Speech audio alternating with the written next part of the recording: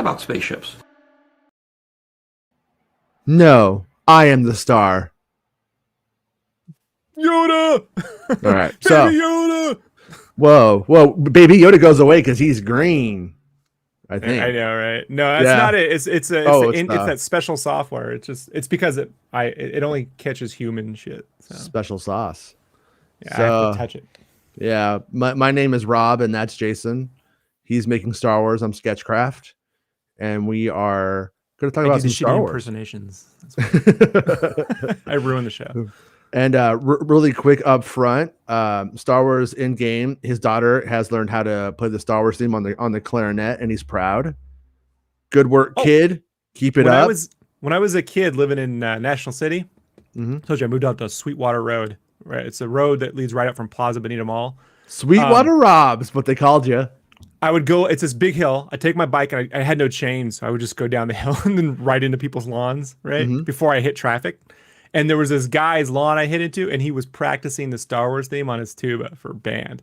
And I just sat in his lawn and listened for like an hour. It was like a free Star Wars concert, because there was no way to watch Star Wars in 1986. Yeah. No, I showed my son Ferris Bueller last night. And that moment where they're in the when Cameron's dad's car and the guys are driving it to the Star Wars theme. Right. My son's just like, yeah, it's Star Wars music. I was like, you don't understand, man. Like This was special then because they didn't let anybody use that stuff. Like this was rare. But he also woke up with the stomach ache, and I'm like, no, you're going to school. It's not going to work, dude. You're not Ferris Bueller. Like, I want a synthesizer for Christmas. Can I get a synthesizer? Yeah, he thought that was hilarious. Plays well still, I think, like it wasn't believable then, but it plays well. Yeah. No, I thought it was pretty funny because, like when you are watching something that's like a little bit different for a kid, you need to be like having conversations. And we had to have the conversation about how sometimes people just hate you because they're fucking miserable. And that's just pretty much what's going on in that movie is miserable people around somebody who's just kind of doing okay and having a good time and has to deal with their shit. His sister sucks. His best friend sucks. The principal sucks. Yeah. So I was reading an article last week, like Jennifer Grey, because it was some Ferris Bueller anniversary or something. Right. And she was saying how she showed up to the parade in costume as a different, like some really nerdy, super like 80s nerd person with makeup and the whole thing and trapper keepers. And she took a photo, but she didn't end up in the movie as that. People were like, who are you? Like, why are you here? But she did run around there. And then the late, great John Schnepp is actually in the parade sequence. Who's that? John Schnepp helped create Metalocalypse. He was one of the key editors on Space Ghost Coast to Coast. Like he created a lot of that weird humor. Oh, okay. And so he was also on Collider for a while. And then he did a documentary called Whatever Happened to Superman Lives, like the documentary on the Nick Cage thing. Super talented dude. Passed away, unfortunately, a couple years ago. And but he was a kid in Chicago and he heard they were filming John Hughes. So he went out there and he's in, like, they just jumped to the crowd shots during the parade dance. He's in there. So doing the moo, like it's cool. But. Did you ever see that moment in at the end of Teen Wolf when the guy takes his dick out? Yeah. I noticed that when I was a kid. I was like, what? Really? Yeah. Man, bro, I was one of those dudes that saw all the weird shit in films, Did you ever sit right up on the TV? Did you ever notice that somebody probably says dickhead in the middle of Return of the Jedi during the Admiral Akbar sequence right before the Star Destroyer? No. You can hear people talking, and it sounds like somebody goes dickhead. And like I listen to it a lot. I'll try and pull that clip and we'll do an episode on it because that's just right up this show's alley. We take things serious. Star Wars and Games with Jason, is that the second sister helmet from Fallen Order? It's my first sister. No, yeah, I think so. Yeah, it was that's what that one dude gave me. If you were watching the show a couple of days ago, somebody ran into me in a drive-through and was like, "Are you Jason?" And I'm like, "Yeah." And then they came back and gave me a Mando costume and this with the second sister helmet inside, so I could be like the weirdest Mando ever.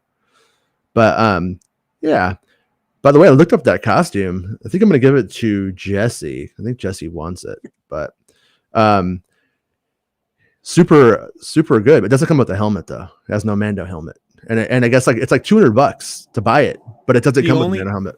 The only prop I ever really wanted to own was when Taco Bell was giving away the Batmobile in 1989. I wanted that cool. Freaking Batmobile. That Batmobile. No other Batmobile. And do you think did they actually give it away? Because the Batmobile used to show up at Lakewood Mall. I have pictures of it at the mall. Well, there was 7 or 9 of them. I can't remember what the number was. So you have different varying constructions. Like Kevin Eastman bought one of them. And he put it in one of those film museums or comic book museums or something after a while. Belongs in a museum. And I did ask him about that. He's like, yeah, I bought it. I'm like, wow, how great. I mean, what does that feel like when you got the money to throw down like $1 million on a car? And he's like, feels great. Yeah. I was like, gotten it. He's like, did you feel it? He's like, I felt like Batman. I mean, it's not all propped out on the inside, right? Like, like because there's a prop model and then there's a stunt model. It was one of the ones. So when you get in there, it's kind of a normal car, but yeah, it so his actually drives. It can be actually drove. Yeah. I was driving down. I think I talked about it before to you. I was driving down the street like on the 91 actually, and the '60s Batmobile was just driving next to me one day. That was weird. Took pictures of that. Let's just talk about Batman because hey, by the way, DC fandom this week, so we're gonna have that to bring up. But right before the year in '88. Right before Batman 89 came out, the 68, was it 66 movie? I can't remember. Anyway, they re-released Batman, the movie, which came out, I can't remember what year that came out. They re-released that in the theaters and this for like, I don't know, a fucking week or some shit. And so my uncles went with the radio promotion and they had the Batmobile and the Bat Cycle there from the show. And like, so I got photos of me somewhere. There's somewhere on my bin where if I'm like posing in front of it, like, hey. Then they gave us the retro posters and shit. But I had never seen that movie. That was like the first time I saw a Batman movie was actually that movie in the theaters. And I remember walking in there going like, is Catwoman different? I think she's different. I can't like, she was. But I was like, I can't tell. I spent the whole time trying to figure that out. Yeah, I remember renting the '60s Batman movie around the time the '89 movie came out because they re-released it so people would, buy it or rent it or whatever. And I remember being like, I need more Batman. I kind of hate this because I was just wanting Michael Keaton Batman, Right. But I remembered watching the original show as like a small kid, like with Little Rascals and what's it called? Three Stooges. Used to kind of watch those all together on Channel 5. My uncle was one of the original comic book nerds, man. Like he was at the Star Wars presentation at Comic-Con in '75. He had photos. And he only went to that convention to meet Leonard Nimoy. Not for Star Trek, for Mission Impossible. He was one of those geeks. He's like, no. Everyone goes for Star Trek. I'm going for Mission Impossible. It doesn't matter what you go for. But he was that dude who in many ways set me up for this geekdom that I'm on, right? This sort of, I won't say elitist because I'm way more open to shit. But when I was younger, I was definitely like, I was like, no, now it's Batman. He hated that Batman movie. Like, that's not my Batman. That was where we ripped. I'm like, no, your Batman's my Bat. Like, there's that scene in the Batman TV show, the Adam West one, where a guy puts on glasses and Joker asks him, or no, he has glasses on and Batman asks him to take them off, right? Might even be a Joker line. I just remember that being in the show. And then in the Batman '89 movie, Joker, we wouldn't hit a man with glasses on, would you? And he hits him. I'm like, see, that's a direct response to the TV show. My Batman would punch his freaking face in. Not the most healthiest take to have, by the way, when you're 11. Like, I'll punch a guy with glasses. Kendall says, Master Kunch says, Star Wars Santa got him here. Oh, thanks, Star Wars Santa, and welcome. Nice to talk about the Star Wars. Let's so let's someone sent me an email going, did you really like the Phantom Menace? Are you just saying that because you got Almond Best on? And as luck would have it, my Facebook memory from 10 years ago today is the shitty poster that Rob was bagging on yesterday with me saying, heck yes, I will see this movie. Not a great poster. No, not it's that Walmart thing you see, right? For your room. Yeah. I think like I don't know how you put it. The composition of it is good, but it is so just truly like not well done. No, Not had it's Drew Struzan, and plus look at the size of the logo. yeah, When you go back to the Phantom Menace poster and how like the illustration is the focus and the logo's down there, and this is like it's a giant logo that's neutral gray. This is everything Struzan complains about in his yeah, book, The Art of Drew Struzan, about Lucasfilm marketing at the time. right. After like they cut his poster up without his permission on he's like I would. He even said on the Revenge of the Sith that he would have re-illustrated it if they asked him to, but they just cut it out on their own. He's like, these Photoshop guys. He goes on like you can't even read the Phantom Menace. No, like, no, you can't actually.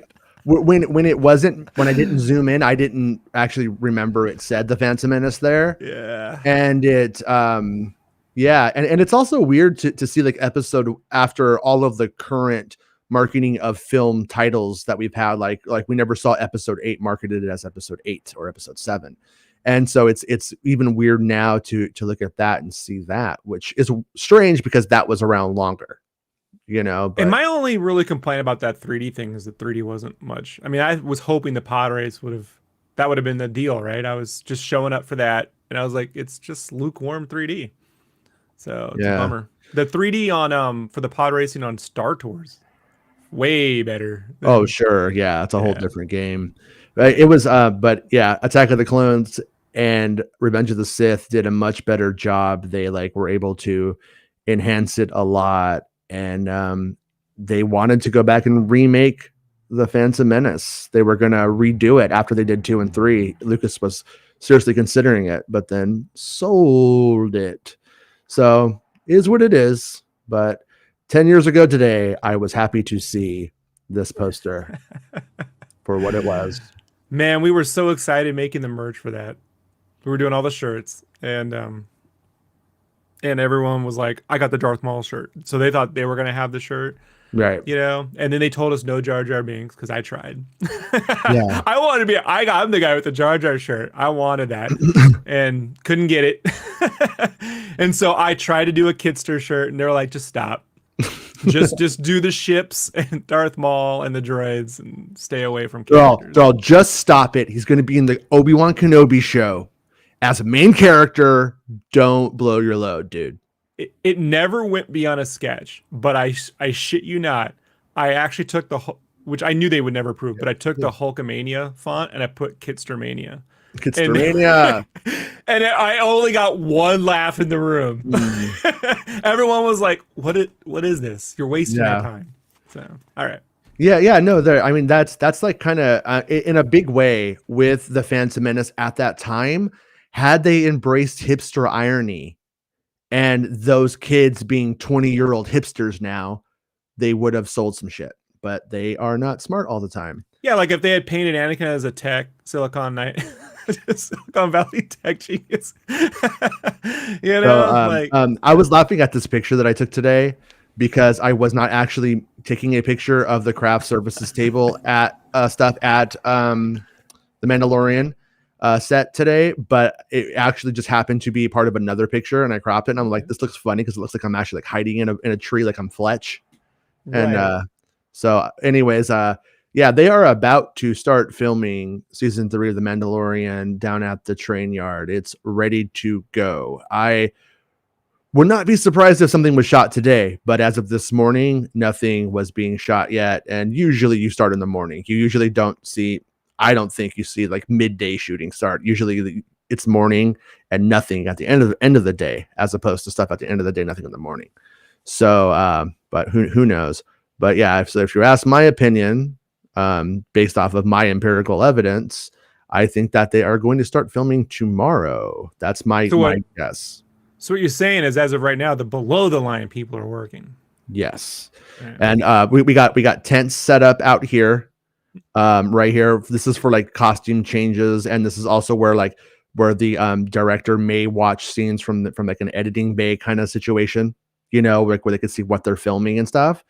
And you can see that they've set up the blue screen maze is well into effect right now. It is a little labyrinth back there of just blue screen. And if you remember the sets we were showing before, you could kind of see it peeking out here behind the tree, a little baby vet. Oh, yeah. Yeah, look at And that. super strange that we saw that yellow tarp up at one point, because I don't see how that would fit into this at all. So that tells me either they changed some stuff or they were just doing a test for another set or something. I don't know, but it does line up with that video game, doesn't it? Oh yeah, we used to call it the tarpon on set. Yeah, I accidentally got things out of order, as I always do. But we'll take a brief thing, because Pegasus left a very nice comment to Rob and said, Rob, you and Making Star Wars have the best Star Wars channel on YouTube, hands down. And all the others use your scoops and get shat loads of views. My suggestion would be for you guys to reach out and do a few live streams with Star Wars Theory to boost your subscribers. He's got 0 scoops and way less charisma. Well, now that I read that, I actually didn't read that part. That we kind of insulted him, so it's not going to happen now. It's a public message, by the way. He didn't send it to me privately. All right, yeah, I just want you to know. Yeah, it makes no sense. You guys deserve just as big. Word up, son. But yeah, we don't have to take down other sites to raise ourselves up. We routinely kind of throw ourselves under the bus more often than not. So. Oh, believe me, friend, I know. No, but thank you for the acknowledgement and for seeing that, because that actually means more than having a huge audience and everybody just taking it for granted. You know, if you well, yeah, I'm talking like we're talking like money and drugs and jets, the Concorde. Do you understand the deal I could get on sour Smarties right now because of Halloween, right? Like especially the day after. How much sour Smarties? And I like to just, I like to McCollum that right up. You know what I'm saying? This is like a band right now, and this is where I'm like, dude, we talked about Smarties and what they do to you. You're not going to be up for recording if you do it. Mess you up again, bro. I only want the green Smarties. I don't want any of the red and orange Smarties. Yeah, but oh yeah, by the way, I also deleted our theme today on accident. I got to put it back together, so we got this little we can do it. Welcome to the Star Wars, though. Thank you. This is where we talk about Star Wars news. This is where we lay out all the Star Wars news. This is the taste of Star Wars news. Sometimes we do stupid impersonations. Yeah, it's that show. So Jason Isaacs was talking, which sounds, by the way, every time I hear Jason Isaacs, I think of that like 80s guy, you know, that 80s musician. Is like, I don't want to fall in love with Is he the dude? He's a Harry Potter dad. The dude from the evil Harry Potter dad, but with the long blonde hair. Is he the dude from Ocean's 11? Like, no, that's and then he's the Inquisitor in Rebels. And so he did an interview with Slash Film, and to Slash Film, he's like, I can't even acknowledge the existence of Lucasfilm as a real entity. I've signed so many NDAs, even having this conversation with you now, I have come round and cut your tongue out while you're sleeping. I apologize. Sorry to have to cut your tongue out like that, but you must understand. Nigel I'm talking like Korg from fucking Thor. I'm sorry I had to cut you out, mate. Yeah. But here's your tongue. Thank you. But then he tells them there are no hypotheticals. This conversation is to be entirely avoided. So that should be the quote on the box. Yeah, which is always funny. Slash Film, you know, who's I think playing the PR game appropriately, says you can't blame a guy for trying the same way you can't blame Jason Isaacs for being so cautious. Not only is Star Wars notoriously secret, but surely he doesn't want to put any potential opportunities that might come into play in jeopardy. So with that said, though, I believe that that's just as close to a confirmation as you can get that he is involved. So what you're saying is Jason Isaacs wants to play a young Snoke when he had hair. No, what he's going to be playing is the Grand Inquisitor, probably in Obi-Wan Kenobi. But I'm not sure how they deal with that, because, you know, obviously he fights Kanan Jarrus for a few months or years. I don't know how long that Rebels actually last in a timeline off the top of my head, but probably for a year or two. And the Freddie Prinze Jr. dude, right? Yeah, the quote cowboy Jedi, as they originally marketed him. And that's me. He doesn't cowboy Jedi. He doesn't take him down. He doesn't kill him. So Obi-Wan Kenobi would mop the floor with him. So I think that there has to be some sort of way, if he's involved, that he's not in on the action, or Kenobi would just kill him. Unless, and my one thing I would throw out there is, we learn in Rebels, if you remember back to the Clone Wars, there's this episode that Rob never saw, of where Ahsoka is accused. It's actually the arc where Ahsoka leaves, and Ahsoka, and you would learn that there is an order of Jedi who wear masks with yellow lightsabers that are sort of like, and they're in the Jedi temple, and they are kind of the police force of the Jedi should something ever go awry with them. And as that story goes on, we learn that the Grand Inquisitor was the head of those guys. And then he later on, and then he becomes an Inquisitor. So that, and they were basically the Inquisitors for the Jedi. It's almost just a perversion of the idea that, and so with that in mind, Obi-Wan Kenobi may very well know this dude. He may know the Grand Inquisitor before he becomes what he became, since they live in a Jedi temple together for all of their lives.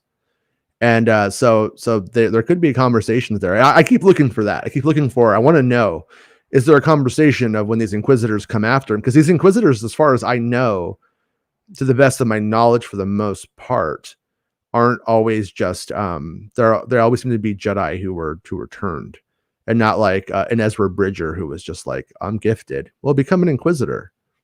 You know, I think they're supposed to protect the Jedi, not lock us up for protesting the Empire. yeah. You know, that kind of thing. Yeah. Hawks Holocron says, I really love the backstory of the Inquisitors. He probably knew all of them. Yeah. I get it's not the better title, right? Like Star Wars Darth Vader, the comic, sounds like a cool title, but really it's just a bunch of issues in which you find out Vader's just not as fucking Jason and cool like as you wanted him to be. But an Inquisitors series that lasted 12 issues, that went through the whole history of the Inquisitors, would be something that would, you know, it just bugs me when I read this Darth Vader comic. Why would they give Darth Vader a fucking comic, man? Like, do we need, you know, where it's just showing everyone finding a way to, like, how we almost got him, but we didn't, you know, like. Well, I mean, I think the positive side, like, I would love that, but at the same time, it would turn into one of those missed opportunity kind of things where you're like, oh, well, now you really, because they are playing the canon game, even if you don't believe it will last, they are playing the game, and it sure. it means that it muddies up being able to how to handle that on screen, and this Kenobi show. This Kenobi show could grow them into something where we do start to see them showing up in all kinds of live action elements. When the Avengers made more money than The Dark Knight Rises, and triple the amount of merch, I might add. Could you imagine if Marvel was like, all of our books now are MCU canon. We're scrapping all the storylines, and everything now in the books will be the canon of the film. You think that would have been a smart move? No. Yeah, no, not really.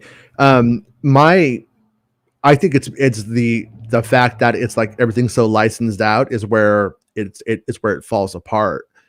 Because if you didn't have like licensees who were like, we want to return on what we're paying for, and they only made books that were really like, you know, like this book needs to exist to augment our live action stuff, and we like really need to put it out, but they need to put out so much that therein lies the problem.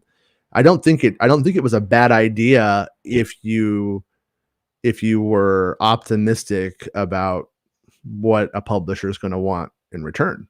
And if you were the one who's only going to put out one book every couple of years, where you're methodically working this all out, but when you're talking about monthly comics, you know, 3 or 4 books a year, novels, not even including the juvenile stuff, like whatever else, then it's like, and the games, it's like, man, I really wish they wouldn't do this. So I'm with you there. But I like Jason Isaacs in the Harry Potter films. I think he plays a nice, snooty, bad guy. You know, like he's more like the way I thought Hux would be when you think about it. Like, you know, like he's like a bad guy, but he's not, definitely could not ever take over the main bad guy kind of thing. Yeah, you know. Yeah. I was really happy when Rebels was casting people like Jason Isaacs and David Oyelowo and people like that, like for those roles. I was like, wow, that's really good. But at the same time, it did in a weird way kind of almost amount to, I'm glad that they got the work, but almost stunt casting in a sense, and because the show oftentimes didn't have the gravity to utilize the abilities of those actors in any way. So it's like you basically you had an overpowered voice actor, if you will. You know what I mean? Like and that job could have just like literally went to any great voice actor who's like a standard in the biz. You know, a Steve Stanton could have done all of those jobs just fine. And but in live action, if he was to move in and play that character in live action, he'd look great. He looks like, you know, the role for the most part.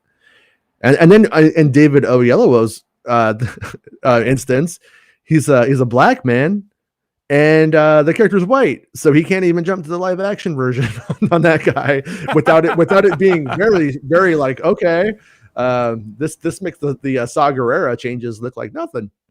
But yeah, it's an interesting predicament, but I'm glad he's in it though.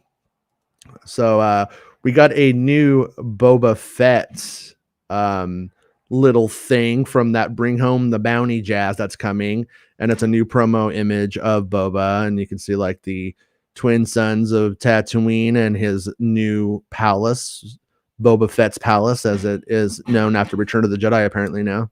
You think he's doing the blue steel behind that mask right now? Mm-hmm. That's what I think. Because when I do that, I do the blue steel, or what I like to call the Michael Keaton, because Michael Keaton's doing it in Batman '89.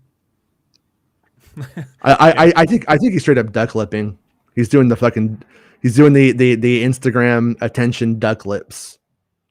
But that's what Michael Keaton is doing in Batman. Like, so you can really see in all the promo images when he's Batman. Like, remember they'd have those posters where he's posing with the Joker? He's like, yeah. Oh, sorry, I didn't mean to cut you off. Hey, Star Wars homies, excited to finally catch one of these live. How's it going, Ant? And Mando hype. Yeah, I am missing Mando, and so we were kind of talking before the show. I really messed up. Wait, did I really mess it up that bad? Okay, I did really mess it up that bad. Yeah, I did. The whole point of this episode was the fact that Grief Karga, he said, hey, I'm filming tomorrow. Action Jackson, he said, I'm filming tomorrow. That's a good soup if you've seen Arrested Development, a good stew. And yeah, so he confirmed that he's filming tomorrow. And so what does that tell us? It tells us that planet with the trees that I have been showing you guys for a couple of weeks now, Grief Karga is probably going to be there. The chances are. Yeah, I mean, he could always just be filming in the volume, and it's, you know, for whatever thing, and they're doing two things at once. That's always possible. We could be filming in the volume right now. It's true. We could be. Yeah, you wouldn't know. Really be at the Nintendo Championships. You know. I mean, I could be an AI that George Lucas created years ago, and then went rogue. I wish that were true. And went rogue in the system. Let me tell you something. If I found out right now you were an AI and I made friends with it, I'd be the happiest. Like, yeah, I'd be the millennial John Connor. You know. Yeah. Zennial. Sorry. Zennial. Yeah. I know. But yeah, so he confirmed that, and so I was like looking at that tree set today with all those little pretty trees down there, and I'm like, are they gonna do? Okay, I don't think this is gonna happen, but I think that it's worth discussing the possibility just as a thought exercise. What if we get to Navarro, and maybe some time has gone by, and when we get there, what if it's now a beautiful civilization forming thanks to the work of Cara Dune and Grief Karga and what the Mandalorian did in clearing out the shitheads, and if this is the final season of Mandalorian, and it's sort of, and you know, he's that dude's like in his 70s. I don't know, who knows how much longer he'll be full on acting and stuff like that. So looks great. Yeah, he looks great, and he's directing and stuff. So I could be completely wrong. But I look that good when I'm 70. Will not happen. Yeah, no, I mean, he could completely do another 10 years of Star Wars. It's totally possible. But this could be a way. But this could kind of be where we see maybe that their work paid off and they made a difference in the galaxy. And remember, Rangers of the New Republic is Space Cops. And so with Space Cops coming, we see that this little difference that these heroes made in this one place. And so I'm just throwing it out there that it could be something like that. I'm not betting the farm on it, and I don't even necessarily believe it, but it is the kind of things to consider and look out for, I think. Also, I just realized when someone questioned whether we really like the Phantom Menace or not, I'm actually drinking from my official Phantom Menace mug. Well, wait, put it up again. Wait, put it up again. Over here, over to the side. Yeah, up. Yeah. Oh, it's gone. Oh, fake fan. Back to the Future. You were moving it out of existence. Oh no! Every time like our views. If he doesn't drink all of this, he doesn't have to pee. If he doesn't have to pee, he's never born. No, sorry. But don't question it. Makes sense. I think that logic works. But yeah, I mean, right here, but to go back to the Boba and his house thing, kind of cool to see just something of Boba Fett, and just to see anything like new in this like little drought that we've had. And but there's this whole bring home the bounty thing, and I'm not big on collecting. I suggest everybody check out Star Wars Santa. He breaks everything down better than I can. But on his show yesterday, he had a video where he talked about like all of the like exclusives that they're gonna have. They got rid of that stupid stuff too, like it's Mando Monday, it's Wookiee Wednesday. Like they got rid of that diarrhea, thankfully.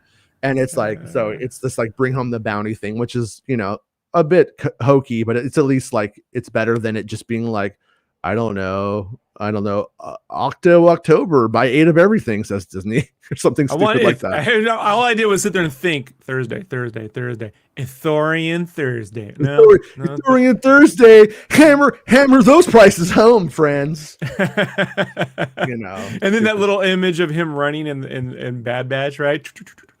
Dude, on what I was doing Santa's show with him yesterday when he was like breaking the stuff down, and it was just like some like business he kind of had to like get through, and I could not. I said it like twice, and it was, if it was my show, I would not have stopped because I kept going. What's the chain code on that one, Santa? I kept just like throwing that at him every single time he showed a product, because that's the kind of shit that you see on those like hokey ass streams that they do. But what I do like about it is that they made more of those Kenner vintage era looking Mando figures.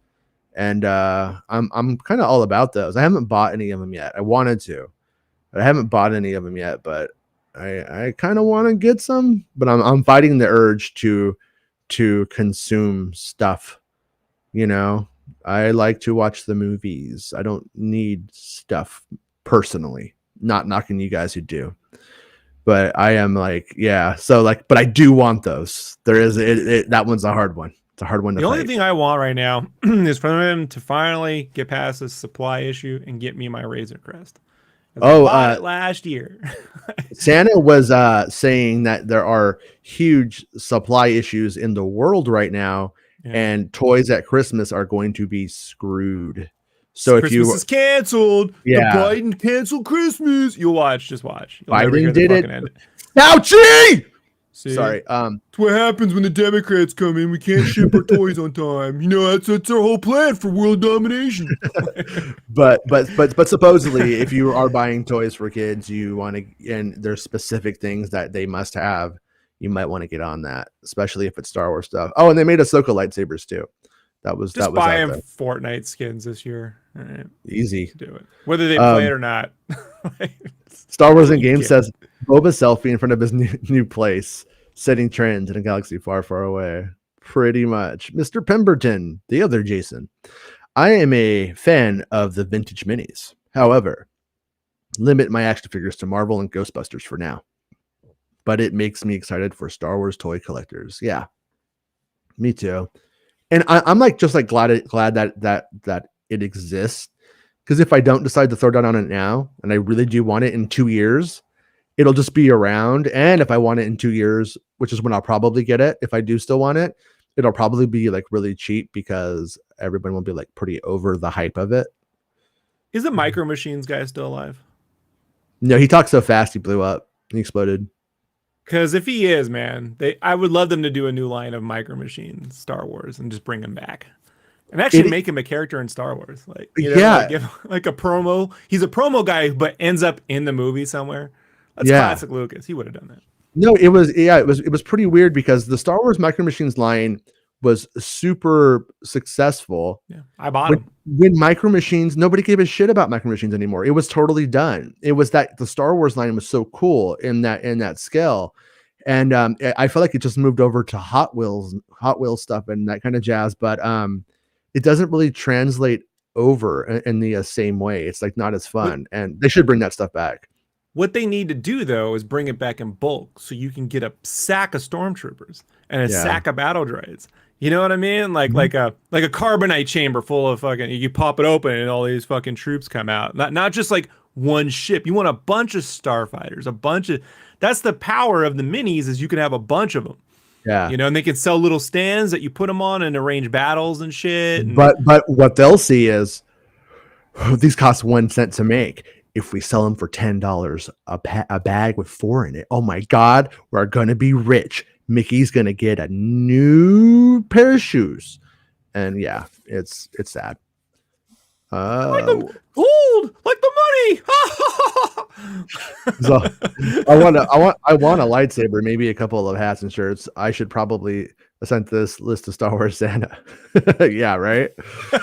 I love it. I'll never not do that, by the way. Like, I can be 83, you know, mad as hell at the world, and you put that right over my face, and I'll still go. Yeah, like, it doesn't matter. Yeah, I know. I'm not used to the setup right now. And then this is Ming-Na Wen. No, that's the idea. Or as I call her, Ming-Na Wen. Or never. Sorry. How much do I adore Disney? Enough to work for them on my day off. And she has this thing going on and whatever. And it says Boba Fett Fennec Shand. So I take this as meaning one or two things. And the first is that it, based off of that little rig that she has there, it's probably something for that document, or not that day we're having next month on November 12th. Was it November 12th? She's made up. If it was ADR, she wouldn't have the makeup on. If it was a podcast, she is either really serious about looking great on podcast and with a serious rig for podcasting, which makes no sense. Yeah, or it's. Do you think she carries that around like it's the Iron Man 2 suit? Yeah, you know, just ready for podcasts at any time. You know what's really funny is in the dumbest way in retrospect is that I knew she was involved. And I hadn't followed anything that she had done, so I barely gave a shit.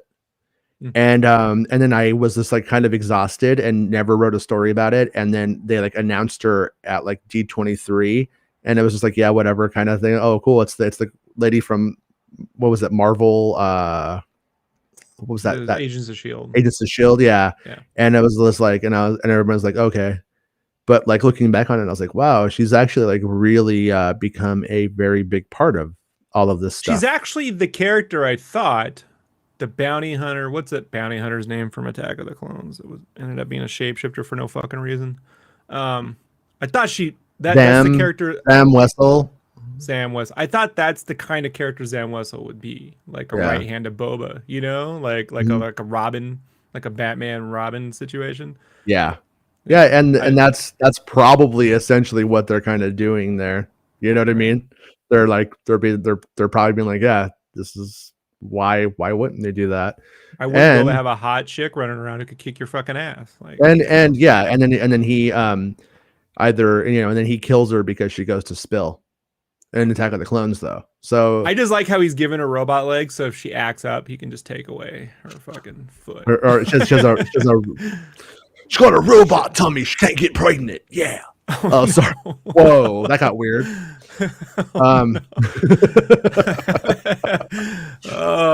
My babies are gonna look like IG-88. That's hot.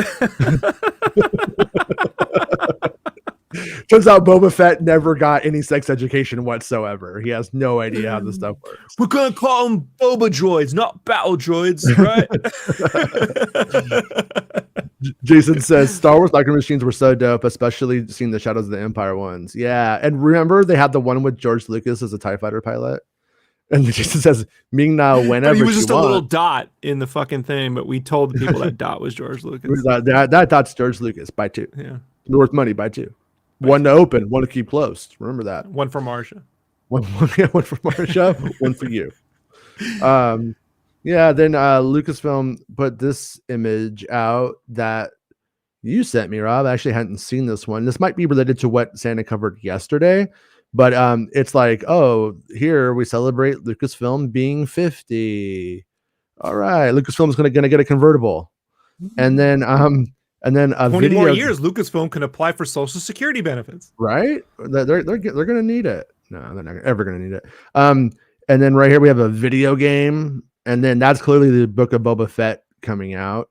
And then they show some. It's supposed to be product lines. If you read I went back and read the Bring Home the Bounty. So this is like the internet version of that. Remember on National Lampoon's Christmas Vacation, like the house with the doors that you open up for each day of Christmas, and there's a little thing inside, like they use. That thing. This is like this. Like every day in this month, there's going to be some new product announced. So these are actual products. I don't think there's anything to do with series. So the game would follow under a product. Well, and being that week 11 is the week of Boba Fett's release.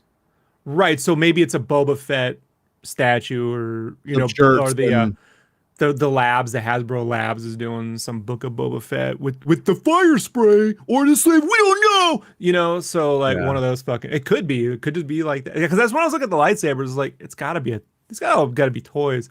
Now I'll be really fucking happy in a Schadenfreude kind of way if that video game was really just like a controller with a Boba Fett decal, like the Xbox themed controllers that you can get. Never, always expect the least. Right. That is these rules to live by. And if you expect that to be a Ming Na Wen Xbox 360 controller, you'll probably be right, and you'll probably won't be that disappointed in the big picture. It's Kitster Quest, and it's kids. You start for the end of Phantom Menace, and you go all the way up to the beginning of Obi-Wan. Well, I think how the story goes is that Kitster digs up the bones of Kit Fisto, and when he touches them, a weird connection forms, and he puts them in the ocean, and Kit Fisto begins to actually grow back as tiny plankton, and he resurrects him, and who becomes his master. I was going to do a special edition where you see Kitster drag Greedo's body out the door after he's fried, and then he eats him. Yeah. Good. We can do that now. We can insert the shots, digitally.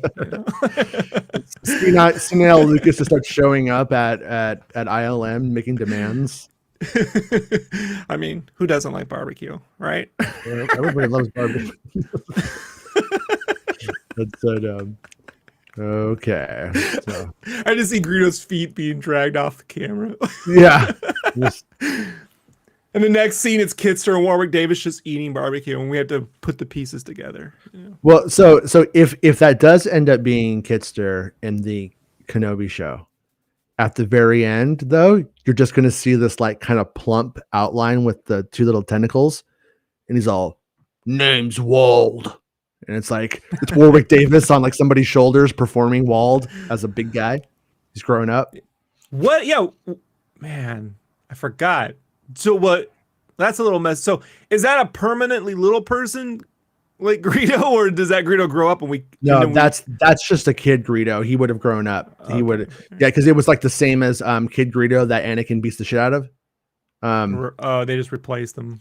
I don't know if it was the same person inside. Actually, that's a good question. I don't know if it was Warwick Davis inside.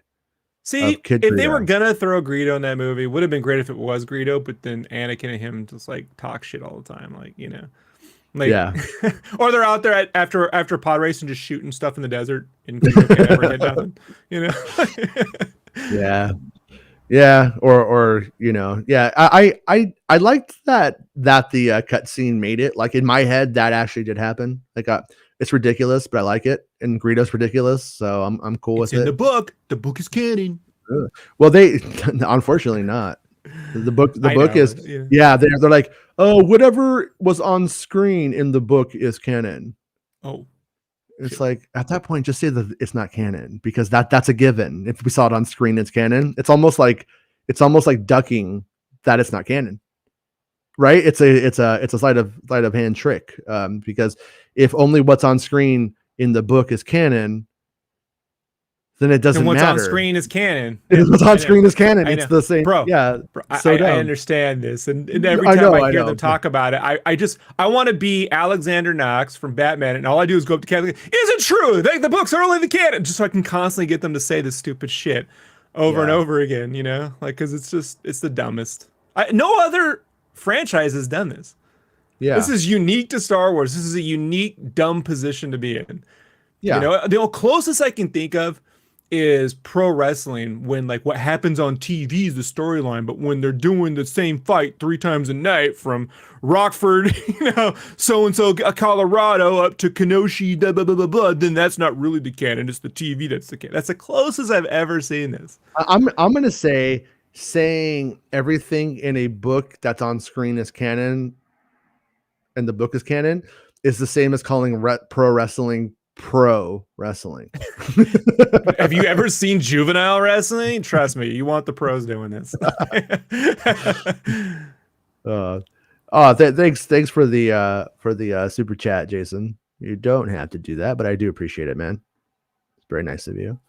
And then Dell says 45 minutes of wizard stuff. Wizard stuff.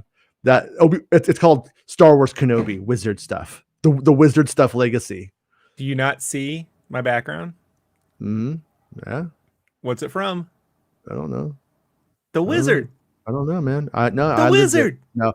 Did you ever see that? How much that cartridge This is a goes for? Phantom Menace reference. Like, I just realized this. I I actually can't see it. I actually really can't see it on the screen on our screen because I have it tiny. But Oh, it's not the size that matters, James. that cartridge from like that game, those gaming events like that, they go for like 10 grand or something. Yeah, the original ones, they suck too. Like, you ever played it? It's dumb. No, I never played it. But I only reason why I wanted to do the Nintendo World Championships because I was really good at Rad Racer. I wasn't good at Tetris, and I was so at the Mario thing. But the Rad Racer I could play. Like, I could beat the whole thing on one shot. So Yeah. I was really good at all of those games. I had them all memorized, and I could just tear them up.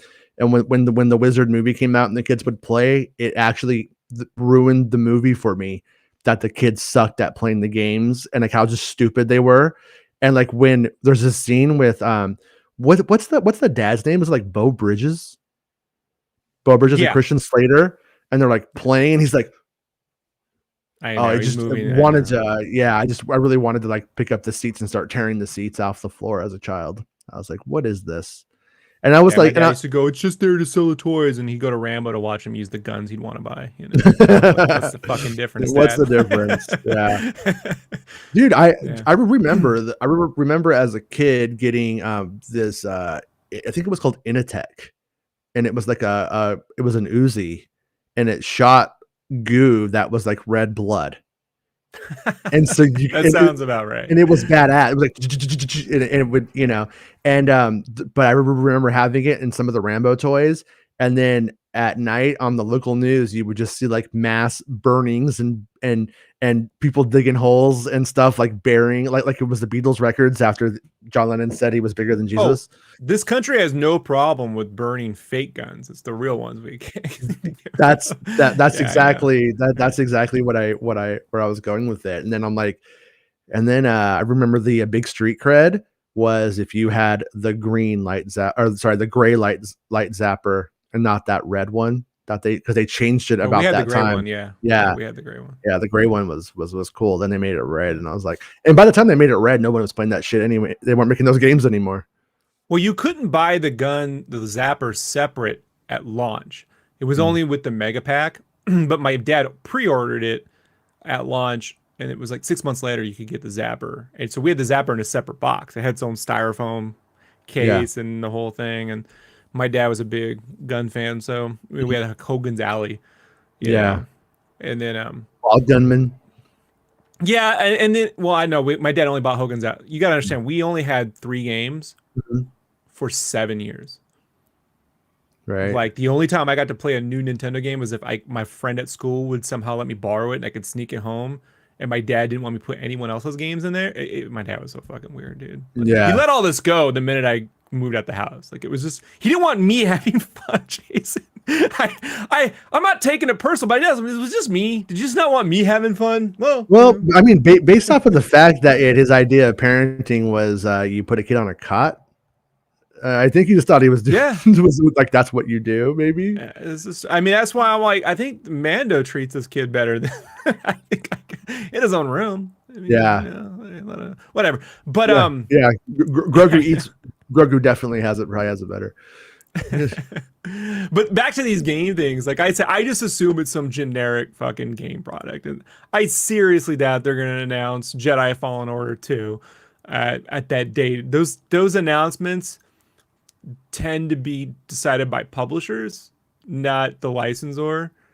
You know what I mean? And like they do it at events where they get focused. So unless they're gonna make a big announcement that day, and it's gonna, I don't know, it's just rare that they do that. You know, like Yeah. Well, I mean, there are games in production, like the open world game. The what is it? Was it Rare or Respawn? Was one of Ubisoft them is doing that. Ubisoft?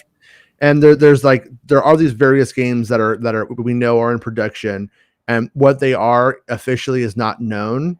So I think the most that we could probably hope for is that they announce Or they show what an one of those actual is. gameplay trailer from Knights of the Old Republic or something they've already previously announced, right? Yeah, yeah. Has that Bounty Hunters game come out yet? Because I wonder, I'm like, is that the day it ships? That could be another dumb, like, you know, always expect the least kind of situation. Where they're like, no, now you can play it. You can play it free on your Switch on the online. You know, the best part of the Switch, the online. Oh, Star Wars Hunters. Yeah. Star Wars Hunters, I think is like in beta. I want to say right now. So there is a chance that they launch that. But I also feel like when it comes to a game like that, it's not like a secret reveal. Like games usually are like, oh, it's coming out on May 10th, whatever it happens to be. They don't really tend to do that. So, but who knows, man? Like it's a weird world. I don't know what to expect. And Yoda I know, Stories remastered. yeah, I wouldn't mind. Honestly, like when it comes to that, they haven't done the Star Wars phone experience too well for me. Like phone, I actually don't even have any games on my phone. I don't won't have play it. games on my phone. They make my phone hotter than Mustafar. Like, you know, like Whoa, your phone's hotter than Mustafar, buddy. Look, this is how they write Marvel comics. Don't laugh at me. Like this is the shit when you read them, you're like, oh, like they worked that one in. It was harder than the moons of Iago. Ho, ho, ho. Like, all right. You know. Wow, are the twin sons of Tatooine beating down on that phone right now? Because it's hot. And make sure we end the issue with the quote from the movies. You know, like, what's the chain code on that one, bud? Bro, it happens in the next 2 issues you didn't read, which you will read. They both end with quotes from the films as the characters are saying them. You know? Oh yeah. And it's just like, is this thing now? Have we figured out a formula? What's the quote? Do you know off the top of your head? I'm so fucking hot, Annie. Take me now. No. Yeah. It's just I'm your only hope, and don't ever underestimate this, something like that. Some stupid shit. It's not even like good shit. Like it would be great if it was a line you didn't recognize was a line from the movies, but it's always like, oh, hope. Will we stop with the hope thing? Like it's after Rogue One, like it's enough. Yeah. It's too much. Well, Bob Hope. What's next? Bob Hope. I don't know. Hope. Yeah. Yeah. I don't mind the like sentiment of it, and I don't mind it being almost like here's a theme that we talk about with authors, and but you don't say it. Like you don't come out and say this is the theme of the story, or this is this, what I mean? This was the point. Like you don't have to do that. It's kind of condescending at times when you do see it happen like that. Yeah. Condescending is the feeling. Yeah, and like that's what I didn't like about Rebels was in Rebels I wanted to feel like they were a family, not them going because we're a family, like that kind of shit. You're just like fuck we're you. a family. It's about the mythology, you know. Dude, I guarantee you, if you said that to Han Solo in A New Hope, he'd punch you in the dick. He would. He'd be like, you know, he would, and yeah, because it's like that's one of the things about Star Wars that was really good, and I think even maybe Marcia Lucas, and to some extent, is almost getting at, is that like Han Solo was there to eye roll the bullshit. When you're Dorothy from Wizard of Oz, he's us eye rolling Dorothy from Wizard of Oz, and you end up with a dynamic in doing that. And he does that move in A New Hope where he goes, yeah, he straight up eye rolls him, yeah, and he even does like a fucking are you fucking serious? I hand flip. And he was so good at it, his whole character Indiana Jones is based off eye rolling at that fucking shit. Like pretty much, yeah. And they've never, in my opinion, successfully managed to do to deviate from that and still use it in the same way. I feel like Oscar Isaac could have done it and did a good job at essentially being that voice of a very reasoned voice that you would hear throughout the movies that he was in. But except that he sees that lightning bolt being stopped right in front of his face or someone's face, yeah, or like, you know, like he sees that, then that goes away, you know, like that's he would call out the plans, and JJ did it one time with Han that was smart, like when so it's bigger than the Death Star, like who gives a shit, like that moment. But they need characters to do that. I almost feel like an eye roll in the sequel trilogy then isn't an eye roll at all the crazy Force shit, fuck all this stuff. It's that people think they can use this for good. No one should trust a Jedi by the sequel trilogy. At that point, every time someone learns the Force, they try to murder the whole fucking galaxy. Yeah. You know, like, and it's just like, no, it's not true. He's like, yeah, it's true. Watch, look at that guy used the Force. This guy, you know, like it should. There's a real argument to be made for the people living in that universe that these fucking space wizards need to be stopped. Yeah. You know? Oh no, I thought Rian Johnson did a good job at having Luke Skywalker to be the one who starts to actually like take that perspective, because it would be a very legitimate perspective, and they started to show it in the Clone Wars. On the back end of the Clone War, you started to see protests on Coruscant in the Clone Wars cartoon, where people were starting to protest the idea of the Jedi doing any of the stuff. Like, who are these people? Why do they think that they have the right to interfere or to intervene? And so the idea was even really put there by George Lucas's Star Wars, not even Rian Johnson's. And but functionally, as a character who can eye roll and be the avatar for the audience, they don't do it well a lot in the cartoons. Like that's because they want you to believe they're bullshit, sort of. Like that's kind of like the problem. So it's like I feel like they, as creators, need to accept this is bullshit. This is sweet. And it's a bit fucking corny. I believe it, but in the right moment, I will eye roll it. And so if they could figure out how to have a character who represents the viewer in whichever mood they happen to, whichever of the two moods that they happen to take that scene in, I think that they would have a lot more success with the audience. You hear that, Patty Jenkins? You hear that? Give me some pilots that don't believe in all this shit. That the only thing that gets things done is firepower and the will of the pilot, and then prove them wrong. Like, I don't know, you know, like there's room there. But it's even like what I'm trying to, I guess, get at is when the little girl in Bad Batch goes, "'Cause we're a family." Yeah, I know. You know, yeah, and then there needs to be somebody who can successfully go like, yeah, and then go on. But you see through the actions and the actual relationship that they are, and that person is like sappy, but everybody else gets sickened by it. Like it that just plays so much better. And I don't mean it like in a toxic masculinity kind of way, but Star Wars has to work for everyone, but it also does to some extent have to adhere to certain boys' rules. And I don't care if you have a 7-year-old boy and he sees that, he is not going to be like, yeah, family. Nah, that I've never met that 7-year-old boy. Or, They like in the grown. classic Western where it's like, yeah, you love your family all you want, but chances are your kid's going to sell you out to the bounty hunters to steal all your cattle and live it wealthy up on the border. So it's like, it's just, Star Wars is not a happy place. It's even in the best of times, it's the Wild West, which is like you got a nice farm until someone decides to take it from you. It's Yeah.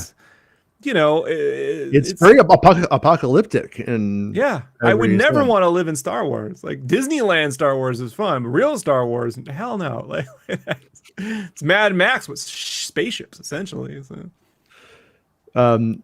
Yeah, he says Mando Monday's game announcement was Galaxy of Heroes characters last year. I feel like that'll be the case again, honestly. Yeah. And I think you're definitely in the realm of where this is going to go. Yeah. He's all Kenobi in Old Hope. In Old Hope. I like it. Yeah. Hey James, how's it going? When I read his comment a minute ago, he's all, "Hey Jason, Rob, the Wizard Wicked movie." I misread what he said when he said Wicked movie, and I started imagining the wizard, but the end is the Wicker Man's ending. So like you end up going there and burn the kids. Yeah, it's like a video game cult, and at the end they end up like burning you alive while people are dressed up as Mario and Yoshi. Little toad people. They all come out. It's a toad cult. Give me 1 second. Hey, I just wanted you to know that I farted. I knew you were gonna do that. I was like, "There's no way I could pause this and he doesn't fill in the gaps." Yeah, it's cool, dude. It's cool, dude. Nobody heard. Oh, want to see a talent that I have that I used to utilize in school all the time? Farting. Oh.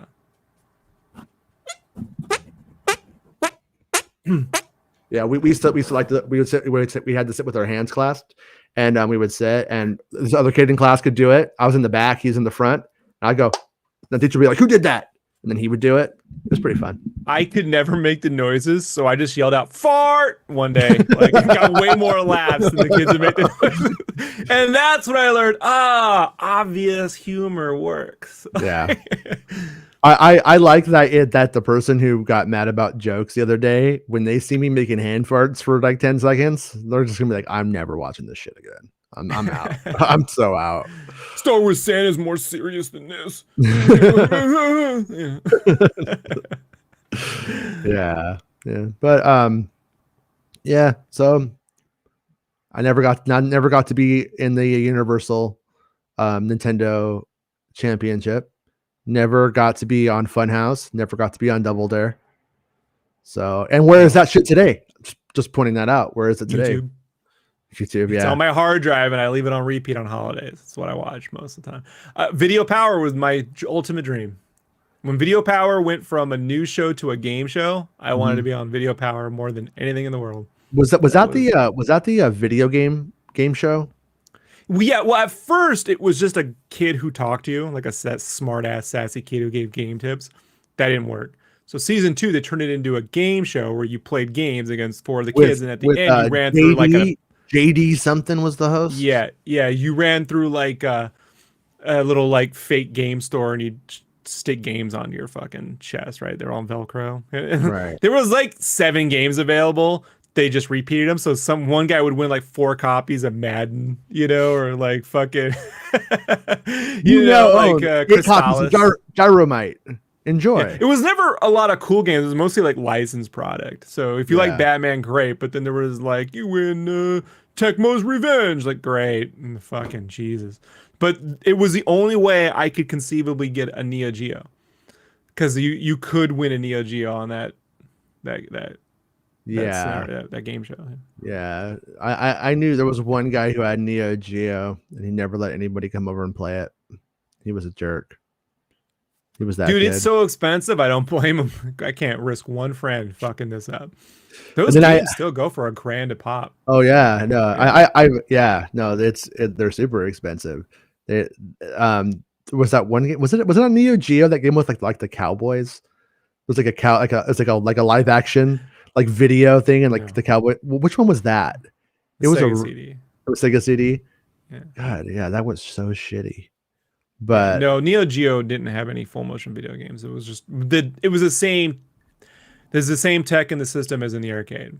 So the real benefit to a Neo Geo, if you lived in Japan, was that they had these memory cards that you could save in the game, and then when you get to a game system in the arcade, you could plug it in and continue where you left and, off or save your and scores and shit like that. pay to continue your game. Pay to continue the game you own at home. I know it doesn't make any sense, but in Yeah. a place where arcades are rampant in Japan, like in the 80s versus here, so made a lot of Yeah. sense. Or 90s, but yeah. So I've been showing my daughter a mostly censored version of Squid Game, and so Splatoon. yeah, so no, so she watched like this like really important moment in it, and then last night she wanted to watch the final episode, and she got to the big twist that you knew about, and then I paused it and I was just like, who is that going to be? And she guessed it right.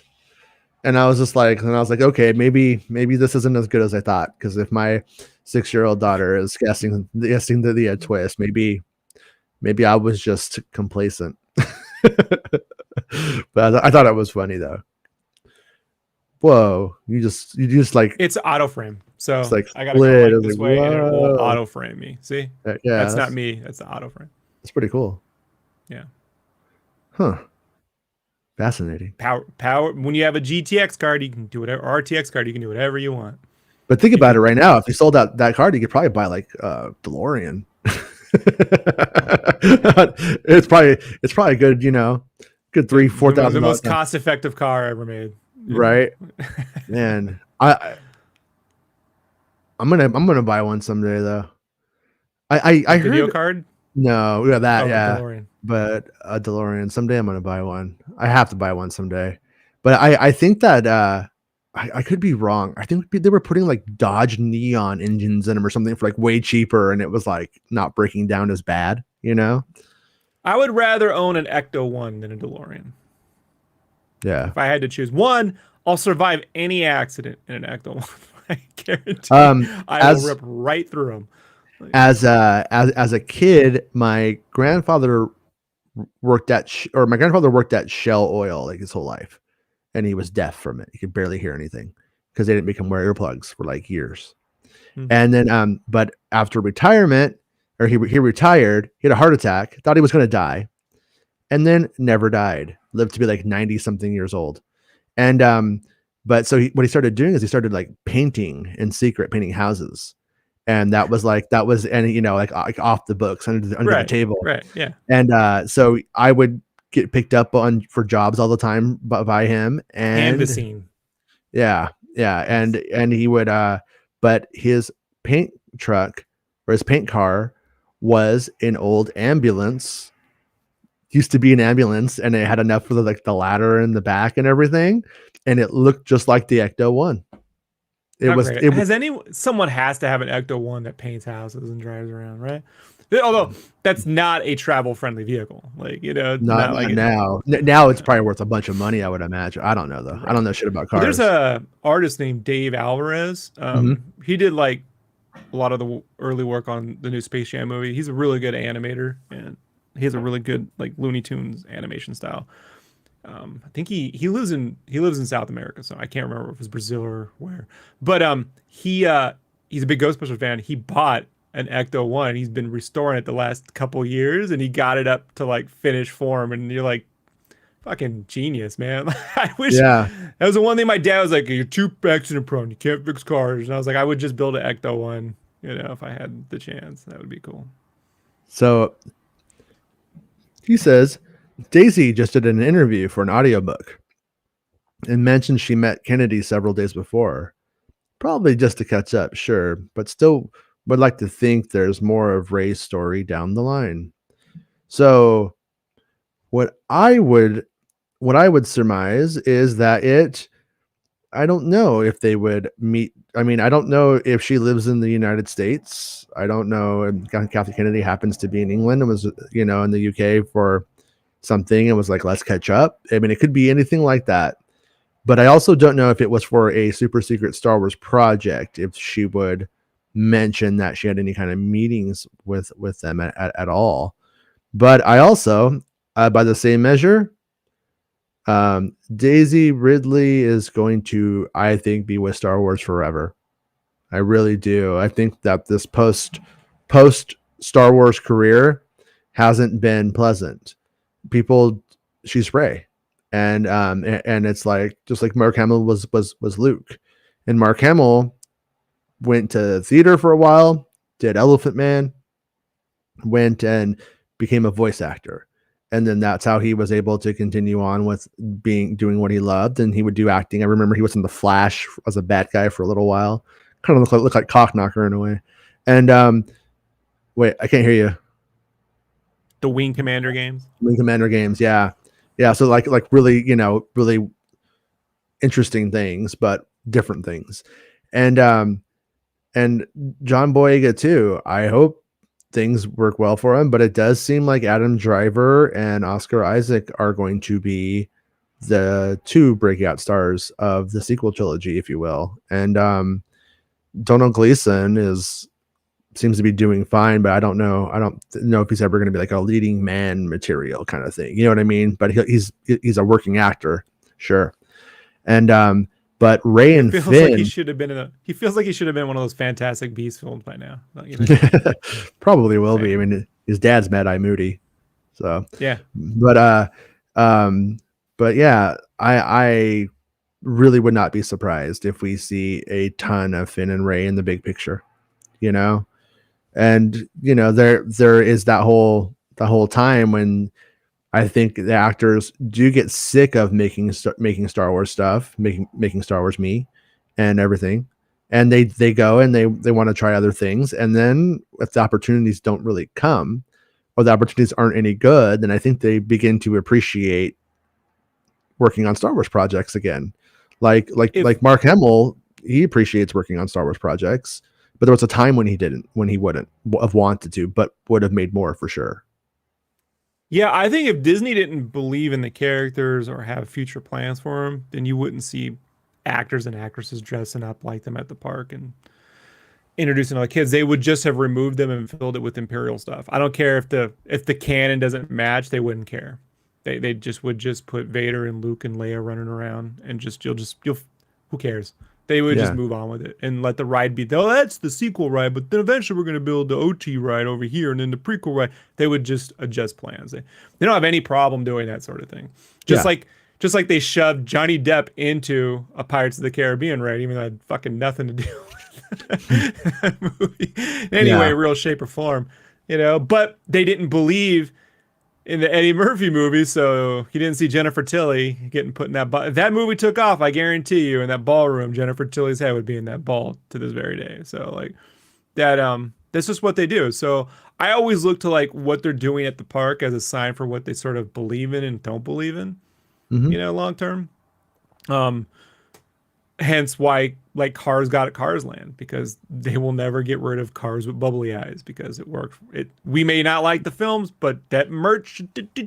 Oh yeah, no, little kids dig it, and they always will. Yeah, it's very appealing to a child. So yeah, why wouldn't you? And I mean also, if we want to read way into this meeting. If Rogue Squadron is an episode 9 territory film after episode 9, maybe Rey does have a part in it. Maybe she does show up. Maybe they do assist her in something. You know what I mean? Maybe there's some kind of story there where we see how they connect into what Rey and Finn are doing at the time, and then maybe that's like our big tease about their future. And you know what I mean? I'm just throwing it out there. There's a lot of possibilities. Worst case scenario, it's Chewbacca in the X-Wing. in the orange X-Wing? And the big orange X-wing, and he doesn't Mhm. fit the helmet, and And his feet are hanging out the bottom, like I always feet are say. hanging out. Yeah, yeah. Yeah, it kind of lands like this. And they bought it. Yeah, right. They own Sitting on it. that gold. Yeah, yeah. The fur fighter is what they call them. And and I He'll shoot your arms off. Sorry. no, and when you know, when John Boyega said, "You're not going to Disney Plus me," I think the prestige and what that means meant something so different back when he said that. He was in episode 9 coming out in the theater, which was a huge movie. And then now, as we've seen, Mandalorian probably had more resonance than his movie. And Beyond that, bro, just like when he said it, I'm like, does he have no idea what Marvel's up to? yeah, Because when all these Marvel shows come out, I guarantee you people are gonna go, man, we got way more show out of than the movie. I like the Black Widow movie. I think it's fucking yeah, cool. Could have been a Disney Plus series. Could have been 8 episodes. mhm. So I just when they say that, man, I'm like, are we going back to this shitting on TV thing? Not gonna night court me. No, no Yeah, TGIF for Finn. right, Thank God yeah, it's Finn. yeah. It doesn't really apply, Right. and it's even easier to say that and to mock that like post pandemic. Plus, it's just not smart for an artist's ego. Because think about it. If the freaking series says Finn, and then they're talking about you, only you, for 6 to 8 weeks, don't you think that's a much better Yeah, scenario than when you're one of like 20 fucking dudes in this movie that they don't know who the hero is for? Just think about but it. but yeah, trying to see it from his perspective, he probably has friends who he came up with who are doing Netflix shows, and they're getting paid pennies, and they're working their ass off and doing grueling schedule, and he's just like, nah, I'm not going to do that after I've done that. And that's probably where he's coming at it from. And but I will also say that there is that Lando series, and there was talk about when that happens that Jana was likely to play into that stuff, if there was any truth to that stuff that was going on at that time. And in a way, I don't know if you do a Jana story without Finn, if it relates to Lando. Wouldn't it be weird if Finn was just like, well, nice to meet you guys, take her home, see you later, me and Daisy Ridley, we're having a barbecue. It wouldn't really. I'm of two minds on that. I'm 50-50. I easily see a scenario where they pretend it never happened and move on. I And would not be surprised. yeah, and I see another scenario where they go, well, that's where we worked in the character, but we'll give them flesh this whole thing out here and give them a whole thing. Mm-hmm. Um, I think again, the better bet is show Finn, show Rey, go different paths with the Force.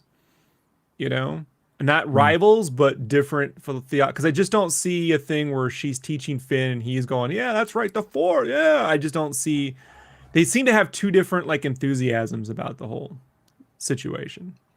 But yeah, but the they have such good chemistry together, though. That's true. You know what I mean? That is, I mean, that was when you Got really me there. when you really get down to it, They do. like they are able to do that action stuff really, really, really well, and Or put them on Kyber Quest, where they go on. Kyber Quest. They go on that Splinters of. We just adapt Splinters for the Mind's Eye, but For the make Mind's it Eye, yeah.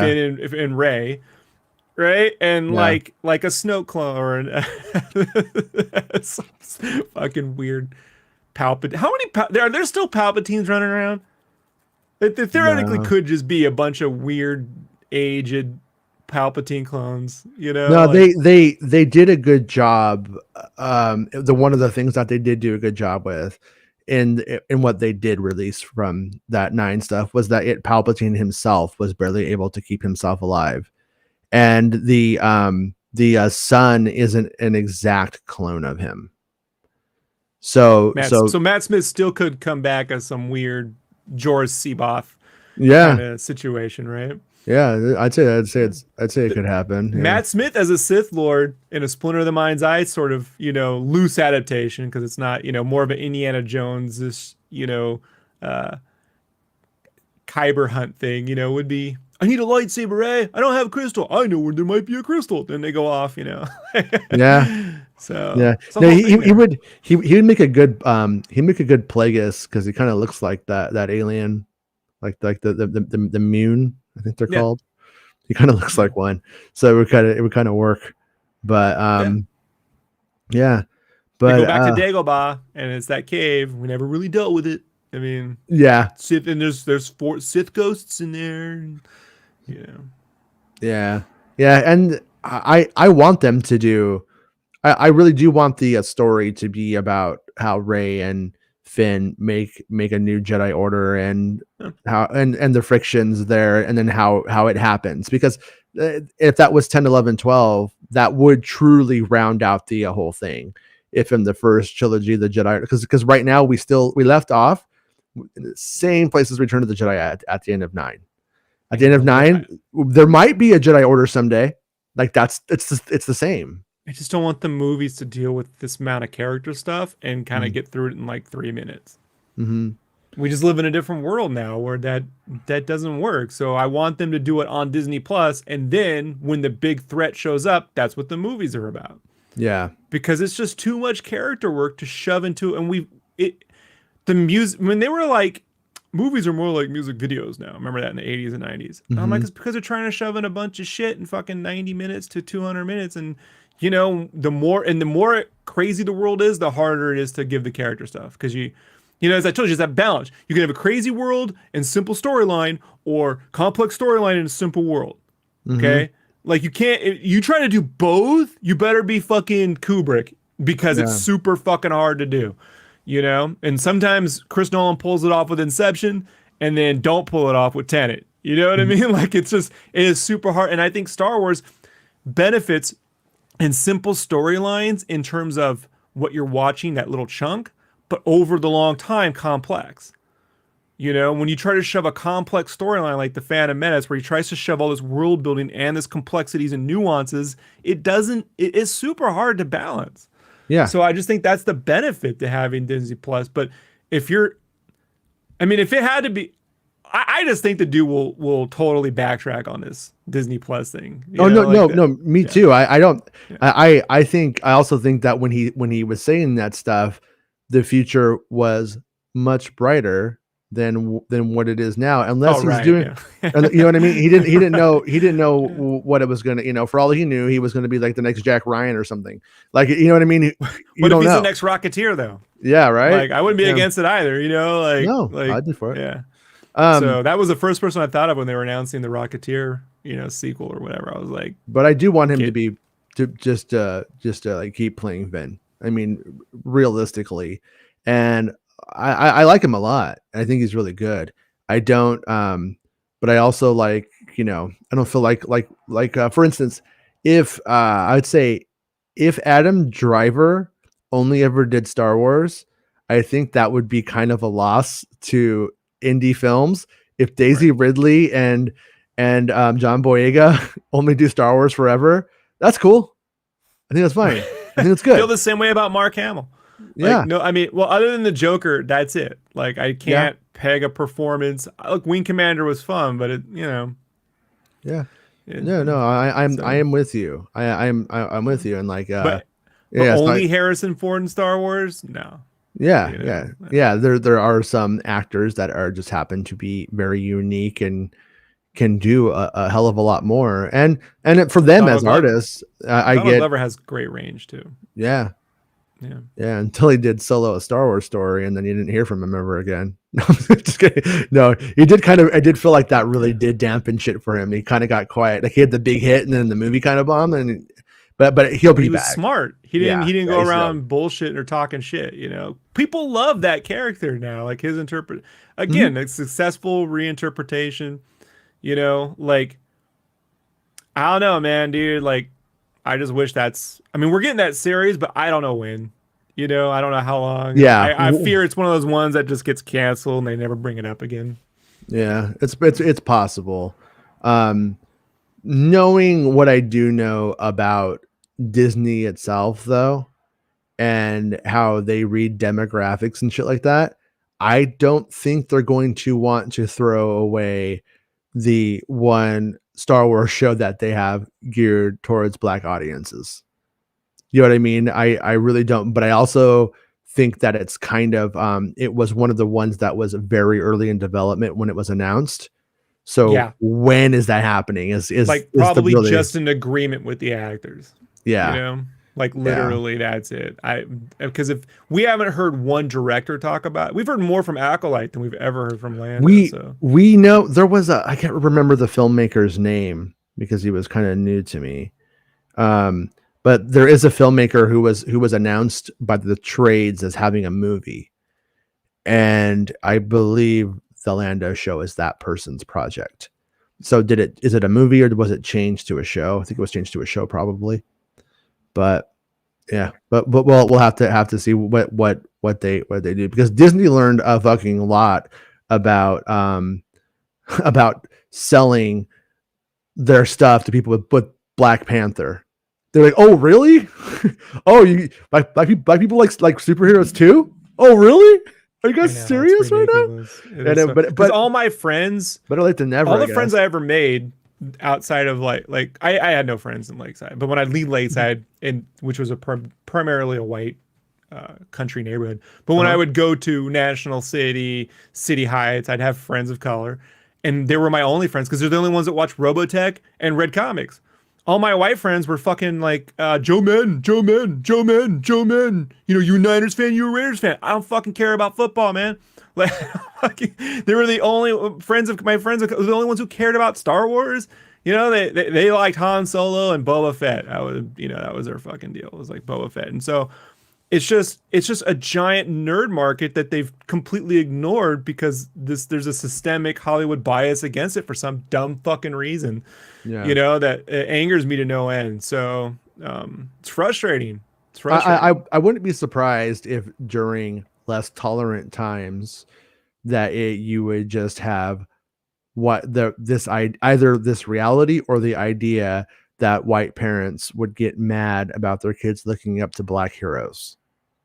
And Well, and we know so what news station will fucking throw that one out. I mean, because when the Donald Glover song came out and Black Mhm. Panther the movie came, and now that was like, I mean, Alex Jones and all these motherfuckers were like, the end of the world's coming. They're coming to get us. were they Like, were they super dude, freaked out? it was the one time I turned it on. I'm like, I can't wait to watch the tears. The Black Panther was, whatever's code for trying to militarize them. And they're saying they have secret societies that are better than us. Like, yeah, all this shit. Yeah. And the Yeah. reality is our neighborhoods are fucked up. Like, it's all this dumb shit, that, so Yeah. ridiculous.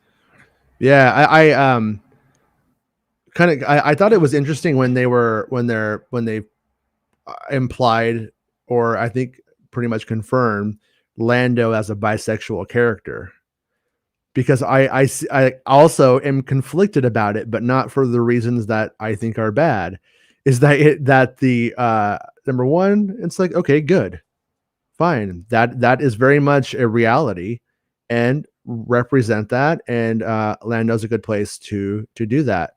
But then on the other side of it, I go, are they making Lando bisexual because he's going to be a black Star Wars hero? And by doing that, do they feel that they are sort of in a weird way emasculating him? There's nothing masculine or He feminine wears a about cape. bisexuality. He can't Yeah. emasculate him much But further. yeah, it's a badass cape though. Larry David wore a cape once. But I guess what I'm saying is like there's always been things that they would do to disempower a black hero, or Right. somebody on screen next to a white hero and stuff. Like those things do exist, and they have existed. And I wonder if that ends up even doing that on accident, if they see that through. You know what I mean?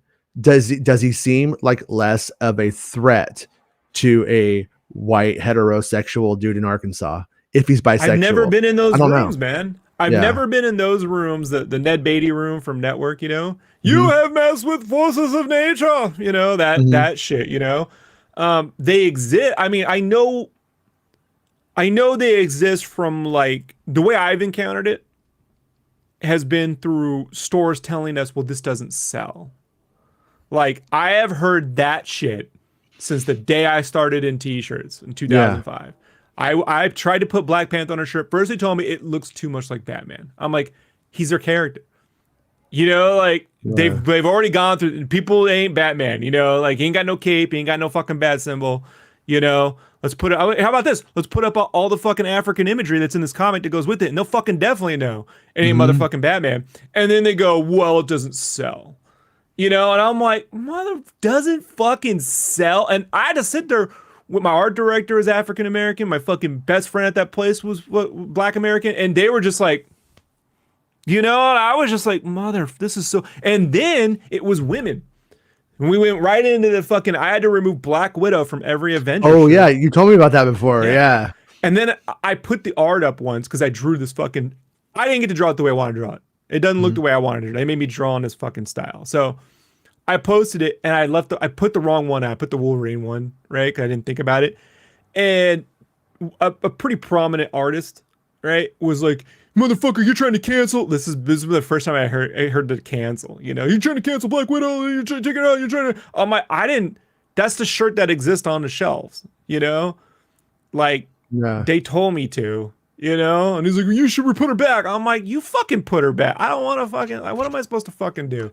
Yeah. You know, like I don't pick a fight with my employer. Pick a fight with the art community. I don't know what to do, dude. You know, and then. It's just, but this exists, and they would always licensors would put it on the fucking stores, and then the stores would put it on moms of all people. Like moms wouldn't like it. I'm like, what moms? What moms are picketing the Black Widow shirt for boys? I'm trying to figure that one out. They go, well, you can't put women shirts in men's departments. They're all listen, Rob. Scarlett Johansson has nice ass titties, and these moms have saggy ass titties. They're gonna hate it. My response to that was, but all the chicks on Corona bottles are pretty. They're in the same aisle. Like every Corona bottle sure has a broad on it. I can't, like, you know, the yelling broad doesn't fucking help. But you know, it's the fucking image doesn't exist. But you know, it's just this thing, man. It's this thing that it hasn't gone away. It existed before I got here. It's gonna exist after, and I would like to just see. That they don't have to, I don't know, man. Like, I don't want to say someone can and can't be, you know, sexually attracted to another person, whatever. It is frustrating when it's like you already know you have an ingrained stigma against doing this, and now you're going to complicate matters further with a giant media empire that wants nothing to do but complain about a fictional Superman's fucking sexual orientation. Yeah, you know, like I can't help but think about like Loki. Loki is a bisexual man in the Marvel universe, but he also was a bad guy, and he's also continually emasculated throughout the series. And so it wasn't that it was a risk, but also not as big of a risk as Lando Calrissian. You know what I mean? I thought for certain Edward Nygma in Batman Forever was bisexual. Mm-hmm. Thought for certain. You know, I think he likes Drew Barrymore, and he wants to get right up in, right up in Bruce Wayne's his out. You know, I thought that was a character who was perfectly like, you know, and there was room for more. You know, like he got his heart broken by not just a person. You know, you looked up to him. No, man, dude's in love with fucking Bruce Wayne. He even got the mole. He even goes, like my mole. Like Val Kilmer has a mole, folks. But yeah, I just think that there's just room to not. Like they have to know the media empire that's coming after them, you know, for any fucking thing that doesn't fit the thing that existed. They fucking hate it anyway. Conservatives hated Star Wars. They really hated it. Like they told my conservative friends weren't allowed to see Star Wars because it had magic in it. That's the fucking world I remember. Like when did it become, no, it's actually about us versus the fucking, you know, I don't know. They like to put pictures of the Empire on the back of their fucking trucks, bro. You figure that one out. Yeah, they had the Star Wars program, I guess. But I know. We got serious. You like my serious rants? Like So I think John Boyega proved that he could hold a movie long before he did Star Wars when he did Attack the Block. Yeah. You know? Great movie. Like Yeah. that's the movie I It's fun. watched him in. Yeah, and it wasn't a fucking goofy film. Yeah. So he can hold his own. They're doing a sequel to that, aren't they? They're doing like Yeah. War Attack the Block, like, Yeah. Yeah. Yeah. They're doing a sequel. I don't know if Boyega's in it or not. I don't know if Attack he's. the Other Block. Yeah. Yeah. Well, I That. think he got into actors jail a little bit with that Pacific Rim sequel. Mm-hmm. If I had to say, that was like, see, we gave him a shot, kind of Yeah. bullshit. Yeah. I don't know why he did that. Like that was one of the ones that I was just like, man, like, and that's where he reminds me of a little bit of like a Mark Hamill, where it's like, yeah, you're cool because you're good looking, but you're really a big nerd, and you couldn't wait for Pacific Rim 2, and that's why you did it. And no, bad idea, bud. There's a But world where I thought he might have played like Tommy in the Power Rangers reboot or something. You know what I mean? Like that would have been a more interesting take. But I know, right? Not my fucking IP, but there's a fan base and a lot. I mean, like there's one called the Power Rangers Nerd it's called the Black Nerd is a show, and he's like, oh yeah, this man knows his fucking toys. Like that guy taught me. I mean, he figured out the lesson that I know. I learned all the best toys are like at a fucking CVS or a Save On somewhere. Like he's fucking amazing. But there's a whole community that love Power Rangers, man, because of the martial arts and the fucking nerdy stuff. And like I just figured out Pacific Rim didn't sell when it was Pacific Rim. Like, why would you do a sequel? I do not understand, man. Yeah. Yeah, I watched it and I just felt like I was watching a weird version of Robot Jox, which I saw in the theater. That's what I called it. I did too. Yeah. I think that was I went to one of those radio premieres for Robot Jox. Yeah. Really? Yeah, I remember the day. Where I was, the theater. Like I don't know why I remember that day. I was giant robots. I was a Voltron kid. I couldn't wait to see it, and I was like, the whole time, like, this is good, right? Like, that's how I was like. I was like, I'm having fun, aren't I? It was it was like because like when you're a kid, there's certain things that you could just do that are intrinsically fun no matter what. But that came out around the time when it was like, oh, that's fading. And Robot Jox was. I remember. I think I saw Robot Jox was one of the first movies I got to go with my friend to see at a theater, like with just us. And we like were acting like assholes. We were the only ones in the theater, so it didn't even matter. And then I think like about 2 weeks later, it felt like 2 weeks later, we went and saw Dracula, the Coppola Dracula came out like right after it. Yeah, Bram Stoker's Dracula. Yeah, love the comic. It's fantastic. Was it a good comic? Yeah, Mike Mignola is amazing. It really is quite good. Better than the movie. But I just know that level of genre died out with RoboCop 2. Mm-hmm. And it took a long time to kind of come back. And even then though, man, like the problem with Pacific Rim is it's fucking corny. Like you can't have Russian characters acting like they're Zangief from Street Fighter the movie. Like you just can't do the corny shit unless it's an animation. If it's an animation, you can do that. Like Street Fighter works great in animation. When you do live action Street Fighter, just stop. Like it doesn't, some shit don't work. And so that giant robot shit would work if it were serious. Mm-hmm. But it's not. It's this hokey, look, I'm Charlie Day, pretend to be J.J. Abrams, and I got all the conspiracy. This is not working. Like, it doesn't sit with the audience. Had a great theme song, though.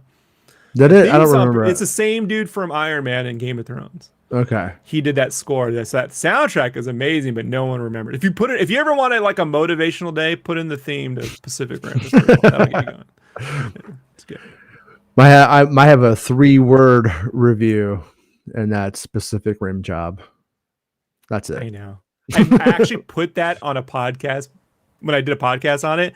I put Pacific Rim job. I did that. You can dig it up, internet. Sketchcraft podcast, Pacific Rim job. I don't know why I thought it was funny. I thought it was funny a minute ago when I said it. So. But that's why we get along, David. We're serious. Yeah, we fell together. We just to be clear, internet. We want John Boyega and a Finn series with Ray on Disney Plus that expands into the movie theaters. Not one or the other. They got to fight. I just don't want to see their character shit cut off. And I want to see in 3 minutes. And I want to see Lando suck Dengar's dick. Him and Lobot. Lobot's a daddy. Lobot's a daddy for sure. I'm gonna say. Yeah, I believe it. He's like, hey, I'm gonna lobotomize you. And I was gonna call him Bottom Bot, but oh shit, we went with low, lobotomized. Yeah. I would watch it though. But all right, well, I think we're gonna call the show here because I think we've hit everything that there was to talk about for the day, and we're pretty close to it. Jesse couldn't be with us today. I forgot to do my Jesse joke. I was going to take a screenshot of Jesse from yesterday and then sign in on my phone and then put Jesse here, and we would keep asking Jesse questions and calling him a snob. But bitch. Or we go stuck up bitch. But, speak up, Jesse. Yeah, Jesse, turn it up. Come on, Jesse, turn up your mic. But yeah, if he doesn't come tomorrow, we'll definitely do that to him. I'll teach him. That'll teach him to have a job. Jesse's like, I pick things up for a living, man. I'll kick your ass. Like I can't, I can break you with my, the thing with the hand thing. I can break with this, the guns. The guns. Jesse's guns. All right. Well, we'll see you guys tomorrow. Thank you to everyone who is a Patreon supporter and a channel member supporter. Thank you, Jason, for the super chat. And we will see you guys tomorrow at 11 a.m., right? That sounds right. And not on Star Wars Theories. No, not there. Right. I'll hang out with him if he wants to, though. That's cool. But otherwise, come on, but doubt it. I mean, it was a little funny when you cried, though. Not judging you, but it was a little bit funny. Just saying. I cried? When did I cry? No. Star Wars Theory, when he cried about when Mark Hamill came on. He did? Yeah, and then Pablo Hidalgo laughed at him, and then it became a whole thing. It was in the trades and shit. Rick, I can't tell when Jason. No, I'm dead serious. I am dead serious. You're the only right one now.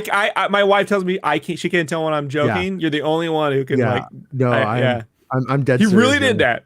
Yeah, he cried and I get it. I'm not knocking it. And Pablo laughed at it though. But then Pablo Hidalgo like made fun of it or something, and then it made it like into the trades. And I'm pretty sure I talked to Star Wars Theory's publicist before. This is weird, but I at a thing, what? And so I think he has a publicist, and so I have a feeling that's how it got into the trades. Because if you have a publicist, it's easier to get into the trades and stuff. And so it got into the trades, and it was like, yeah, it was funny. I'm not laughing at him for crying because his cinematic hero came on, right? Yeah, no, me either. I'm laughing at him for not being able to laugh at himself, though. And for that's what I'm laughing at him for not being able to laugh at him, to realize it is totally ridiculous that I did that for any person. But then for a professional guy who's supposed to be the PR at the time for Star Wars, the ex-brand manager, the ex-brand manager. That's like, well, when George would have let me laugh at it. I don't understand what the big deal is. Like, well, maybe you should. Not a good look. Yeah, but he's always welcome to coming out with us on our show too. We don't have to steal his audience. He could. I always wanted to meet Jason Ward. Oh my God. Sorry. No, I mean, no, like I said, I get it, but it was funny. All right, bye. All right, bye, guys, before we get in trouble. It's not about spaceships. Making Star Wars Show. Making Star Wars Show. Making Star Wars Show. Making Star Wars Show. It's not about spaceships. I just love the show so much. Yeah.